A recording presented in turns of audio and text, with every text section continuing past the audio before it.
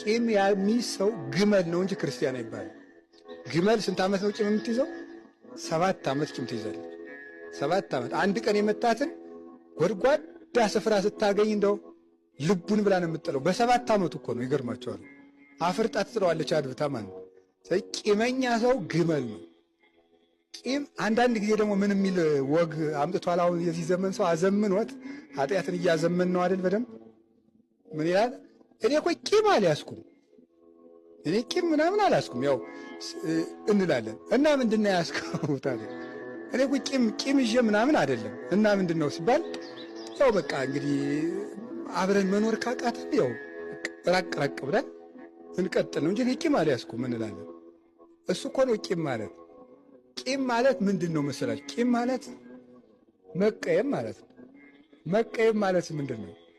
መቀየም ማለት የሰውየው ስም ሲነሳ የሚረብሸን ነገር ወይም ሴትም ከሆነች እንደዛው ስሙ ሲጠራ የዚያ ሰው የሆነ ነገር በሙሉ ባለበት መድረስ አለመፈለግ፣ ውስጣችን መንገሽገሽ፣ ሌላ ሰው እንኳን ሲያነሳው ውስጣችን ርር ማለት፣ እንደሱ ማለት ቂም ይባላል። በሄደበት አለመሄድ፣ በዋለበት አለመዋል፣ እሱ ምን ይባላል? ቂም ነው። ሰውየውን ስናስበው የማይሰማን ጥሩ ስሜት፣ እሱ ቂም ይባላል። እንዴት አድርገን ይልቀቀን ነው። እንዴት አድርገን እንዲለቀን 3 ነገር ብናደርግ ቂም ይለቀናል ብዬ አስባለሁ። አንደኛው የሚለቀን ምንድን ነው? ሰው ወዶ ኃጢአት አይሰራም በሚል እስኪ በሉ ሁላችሁ በሉ እንጂ ድገሙ። አሁን እዚህ ውስጥ ከእናንተ መካከል እስቲ ሲኦልን የሚወድ አለ? አውጥ ያውጥ። እሺ የማይወድ ትወዳላችሁ?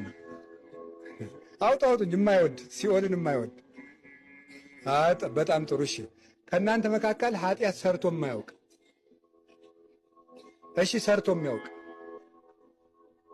በጣም ጥሩ። ሲኦልን ካልወደዳችሁ ለምን ኃጢአት ትሰራላችሁ? ሰው ወዶ ኃጢአት አይሰራም በሉ እንጂ ምን ማለት ነው? እንግዲህ አቅቶት ደክሞት ሰይጣን መከራ ብልቶት ዕውቀት የሌለው ሆኖ ገና በቅድስና ያላደገ ሆኖ በአስተዳደግ ብዙ ነገር ተደርቶበት መጥቶ እንደዚህ ሰው ተፈታኝ ስለሆነ የሚፈተን ሥጋ ስላለው ራስ ወዳድነት ስላለበት